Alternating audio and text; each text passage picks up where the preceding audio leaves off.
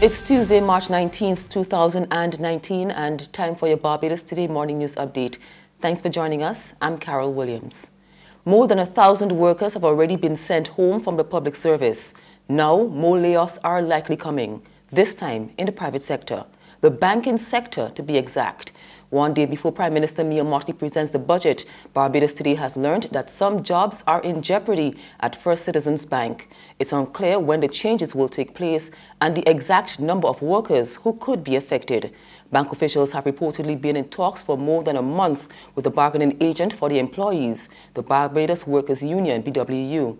Deputy General Secretary of the union, Dwayne Paul, tells Barbados Today that the bank has attributed its own restructuring initiative to what it calls the net financial impact of government's restructuring exercise, specifically the debt forgiveness program.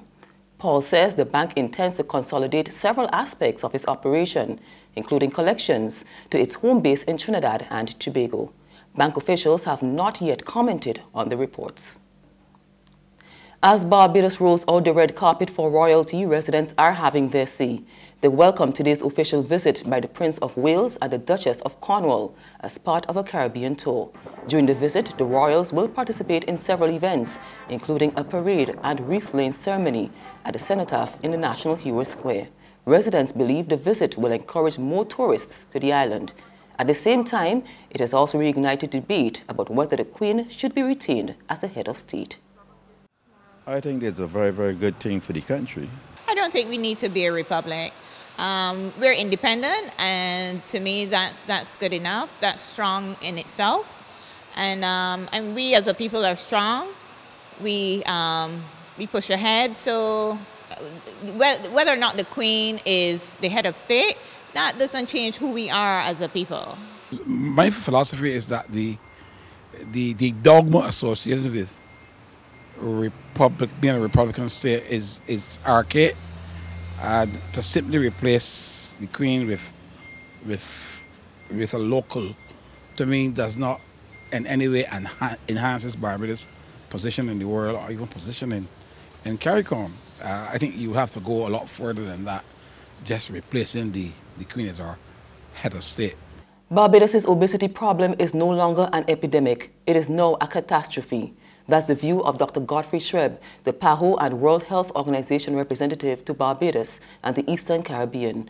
He spoke to Barbados Today about the troubling issue after giving a pep talk to students at the Springer Memorial School yesterday. 50% of the population aged 5 to 19 is overweight or obese. I would say we've gone over the epidemic stage. We're in catastrophic stage, because if we think about 20 years ago, when that percentage was much lower, it was around 15–20%. And we see the high rates of diabetes, hypertension, complications of diabetes, complications of hypertension in the adults today that were not obese when they were young. Think what is going to happen in 20 years' time when this group, which are already obese now, reach adulthood and have the complications of diabetes and hypertension. We know that the complications of diabetes start about 5 to 10 years from diagnosis. So if you're diagnosed at 60, the complications will likely start when you're reaching the 70s. And we end the local segment on a more positive note. An 8-year-old student of the Wilkie Cumberbatch Primary School has been praised and become a source of inspiration after a video of her giving breakfast to a destitute man at his Story Gap Codrington St. Michael home went viral. Barbados Today caught up with Kayla Nugent and her mom. Here's what the Good Samaritan had to say. I feel Benji get breakfast and he's okay. And he's getting some help with his house, getting repaired. And I hope he's happy. And I'm happy that he's getting something to eat. The video of the good deed was posted by her mom, Deborah Scott Nugent. So Kayla saw Benji on the corner, asking for money and stuff. So that morning she gave him her her lunch and her lunch money, and her snack money, sorry. After that, every morning, Kayla would make breakfast and pass and look for Benji. One morning, we didn't see him, and this child was in tears. So we had to ask some guys on the corner where this gentleman lives. So thanks, we find out where he was, and we came here, and from then, she has been preparing breakfast for Benji every morning. Well, actually, it's more than from Monday to Friday. She comes every day, from Monday to Sunday. There's regional and international news after this short break.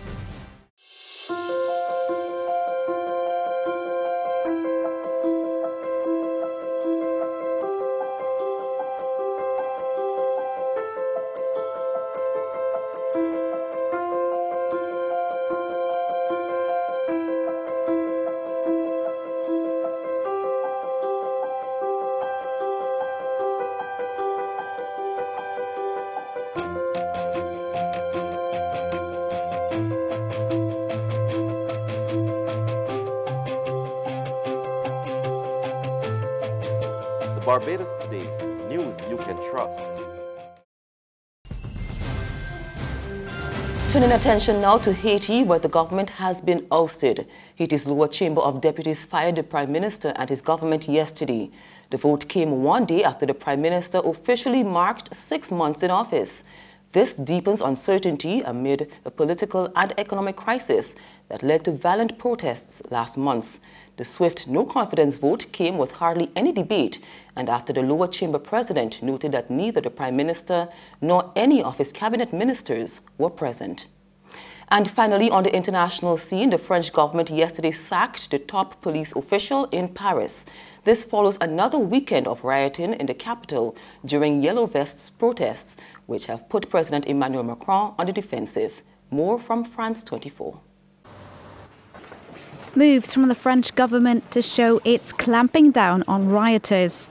Prime Minister Edouard Philippe emphasised that while the government wants to protect citizens' right to protest, it's putting up a ban in certain cases.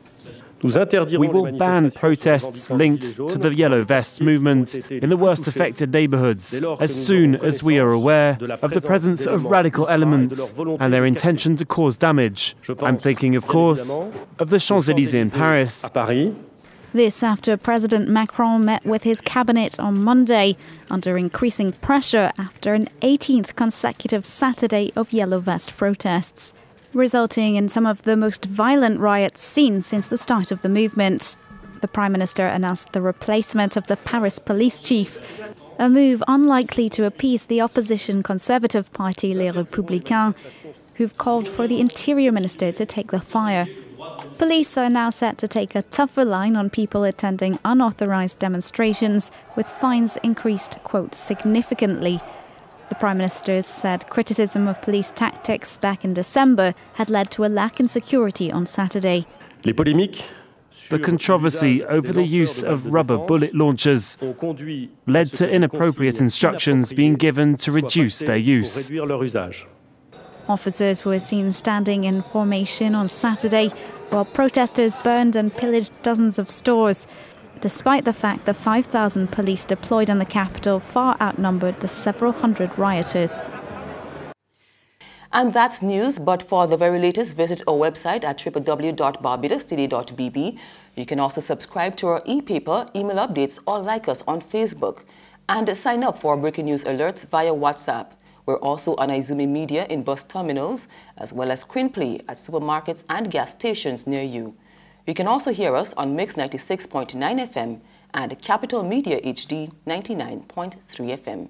I'm Carol Williams. Have a good day.